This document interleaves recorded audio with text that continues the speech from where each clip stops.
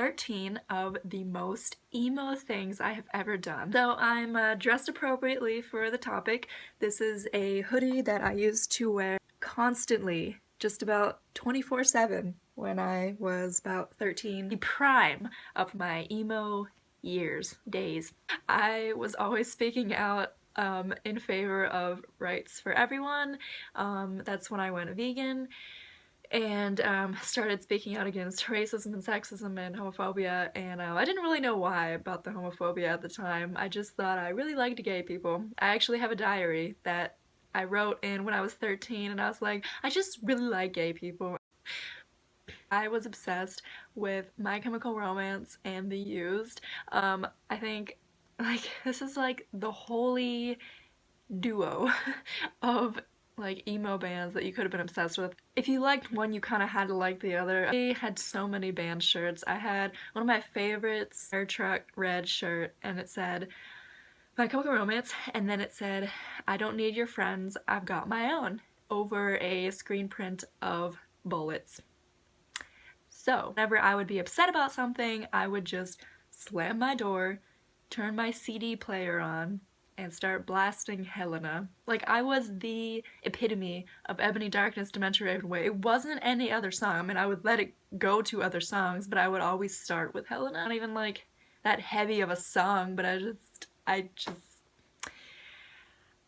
Helena. I think it was reading class in like 7th grade. The teacher was kind of like formidable, I guess. She was kind of like a muggle version of McGonagall, but like ruder. She had everyone in the class say a few facts about themselves and like fill out a little bio thing on the first day of school. One of the things that we were supposed to write about ourselves was, what sea creature would you be and why? And I stood up in front of the class and said, "Hi, my name's Tiana.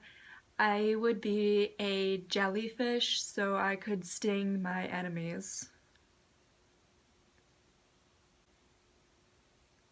My teacher was like, next. The makeup itself, my eyeliner would go up to here. This is like above the crease of my eye. Like, this is onto my brow bone right here. You know, when you don't use like a eyeshadow or eyelid primer and you put like a pretty like pigmented like shiny or whatever, like a satiny like liner right here, like it'll transfer up here. So basically that's what happened with my black eyeliner. Like, I think I used CoverGirl and I went through a stick like once a month. There was one time where I used a whole stick in 10 days. Oh my. That would happen with my eyeliner. Like, it would transfer up here, there'd be a little gray like smudge. So I'm like, well, the way to fix that is just to make it all black and then it won't smudge. Well, you know what? There were still lines of like grease and stuff because it was like oil and stuff. It was disgusting. And then it went like down here a little bit because there was this like MySpace guy called Randy Romance, and that's how he did his eyeliner. I would try to emulate like exact outfits. One time I went to school dressed as an exact like replica of an outfit that Frank Iero wore. It was like a red shirt, a black shirt over top, skinny black pants, and then black and red Converse, and I had that exact outfit. I put on his signature like X's over his eyes. Like, he used to draw X's over his eyes that would take up like his entire face, and I would do that over my eyes, like, and go to school like that. I wondered why people didn't like me. I would rip my own jeans so that I could duct tape them. Like, I would tear out the knees of them so that I could duct tape them up so that it would look cool. A perfectly good pair of jeans that my mother spent money on, I ripped and put duct tape on. That shit was not comfortable. It was stylish. My name was Tia Toxic. There was a time in 8th grade, I think it was, I was like 12, when my teacher said, you know, write on a piece of paper if you have any nicknames and send them in and I'll start calling you that. So I wrote Tia Toxic, and he called me that. So, does anyone have an answer for number 7? Let's see. Tia Toxic? I didn't have one. You can see how dark my hair is now. This is my natural hair color. I haven't touched it. I mean, it might look a little brown under this like harsh light. I would dye my hair pitch black. Wait for it. Every 2 weeks. Every 2 weeks. I wouldn't just touch up the roots. Like, I would dye the entire thing. It's just like a 2-week ritual. Like, come in the basement, girls. I'm gonna retouch your black goth hair. I truly learned the meaning of being assertive. And I think this was like 7th grade. I would be sitting there at lunch just with my MCR shirt, fishnet shirt underneath, and people would come up to me and say things about it. Now, this one girl, Natalie, she came up to me one day and she was like, you know, I hate My Chemical Romance. Slammed my book down and I said, you know what, Natalie? I don't really care what you think. And I just walked away. I just up and walked away. It's not a phase, Mom. One year on Halloween, I decided that it would be a good idea to put on my sister's huge black combat boots, which she actually, like, wore. Like, 4-inch heels. On the boots, I put on a fishnet shirt and, like, a black skirt or whatever. I actually probably didn't even say trick or treat. I just walked up to people and was like, where's the candy? Because I didn't smile. People would be like, who are you? What are you? I'm like, I'm me. This is real, this is me, I'm exactly where I'm supposed to be now. Gonna let the goth shine on me. One time I went to see a ballet. It was my first time seeing a ballet. I think it was the Nutcracker. It was definitely Christmas time. It was cold out. My mom's friend worked at the theater and he got us tickets. I was super, super excited. Like, I did dance. So I was really pumped about it, but I was also very emo, so I wore the same exact thing that I wore on Halloween night with the combat boots and the lime green black striped tights and the fishnet shirt and the eyeliner like that. I had a couple looks, if I'm honest. I tripped down the stairs. I couldn't walk in the boots. I turned 12 and I realized I really wanted to take guitar lessons because I had gotten a Baby Taylor acoustic guitar and then my sister had an electric one and she started learning before me and I was like, oh no, I can't let this guitar sit there anymore, I gotta learn.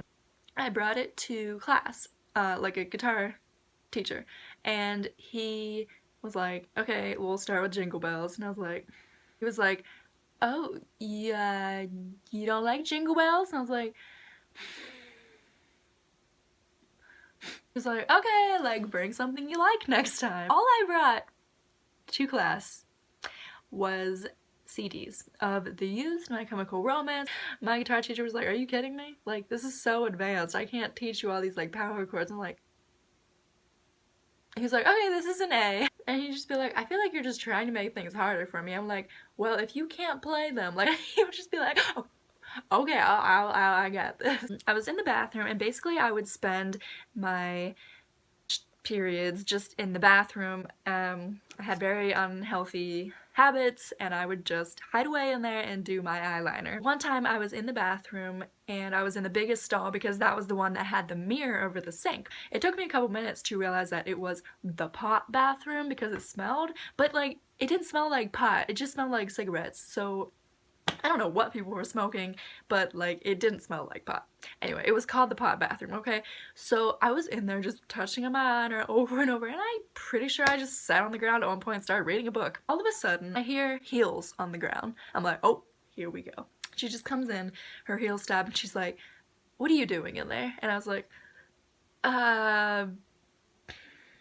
and I didn't really say anything because, like, I didn't know if she was talking to me. I, like, tried to convince myself that I was hearing things. And she was just like, you need to come out of there. And I was like, And, like, opened the door and I was like, oh, I was just doing my makeup. Like, there's a mirror in there. It's like, no, I saw the smoke. Where's the cigarette? I was like, oh, I don't smoke. Where's the cigarette? I don't smoke. Then explain the smoke. I was like, what? There's no smoke. Like, I literally was like, miss, I can't explain the smoke. There's no smoke. I wasn't smoking. You are seeing things. Maybe you are smoking. It's like, all right, you're coming with me. And I went along with her. My Hogwarts bag was like strapped over my shoulder. So we get to the office and the principal is like, okay, like, you were smoking, like, go ahead and empty your bag. Let's see what's in there. I was like, Alright, so I dump open my Hogwarts bag. I literally just flipped it open and let everything fall out, let everything come tumbling out, textbooks slamming down on the desk, and I was reading a J.K. Rowling biography at the time and it just came like tumbling out, and that's it. Like, just pencils, some eyeliner, a J.K. Rowling biography, and he was just like, you took her all the way back here for this? And this lady was like, I swear she was smoking. The principal was just like, wow. Like, go home, go back to your class, go back to lunch. I don't need to be dealing with this. And the lady looked so mad. Like, she looked like she lost her job or something. Like, she was devastated that I wasn't caught. She purrs so loud. Hi, Shmeow. No. Leave me some comments about your favorite moments as an emo, preteen, or whatever, however old you were.